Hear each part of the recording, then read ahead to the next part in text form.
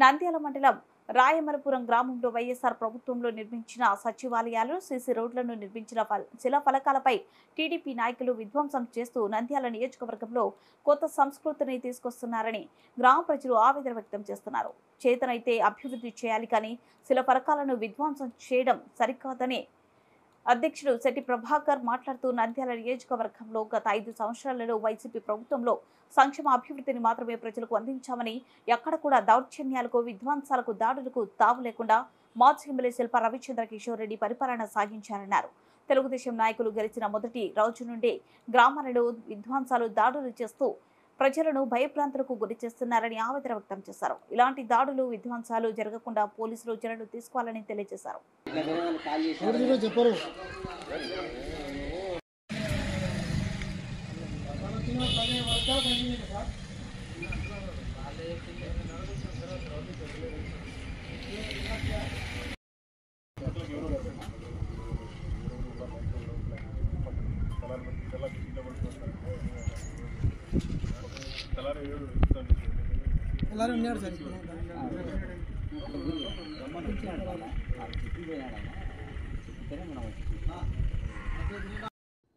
నంద్యాల జిల్లా నంద్యాల మండలం రాయమరపురం గ్రామంలో జగన్ ప్రభుత్వం చేసినటువంటి అభివృద్ధి పనులను, శిలాఫలకాలను టీడీపీ దుండగులు ఇంకా ప్రమాణస్వీకారం కూడా చేయలేదు.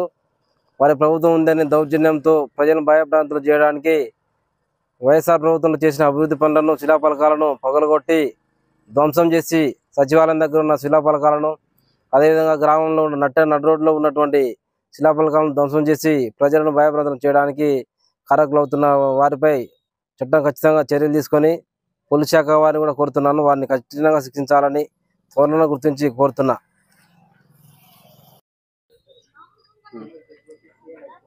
నంద్యాల జిల్లా నంద్యాల మండలం రాయమరపురం గ్రామమైన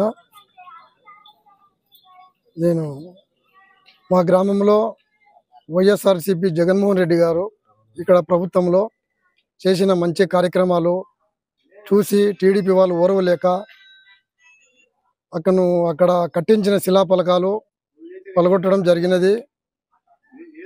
ఇట్లాంటి చిల్లర పనులు చేయడం అనేది చాలా తప్పు. ఎందుకంటే మన గ్రామం అభివృద్ధి కొరకు మనం పోటీపడి గ్రామం డెవలప్మెంట్ చేయాలి, కానీ ఇట్లాంటి చిన్న చిన్న చిల్లర వ్యవహారాలు చేసి గ్రామంలో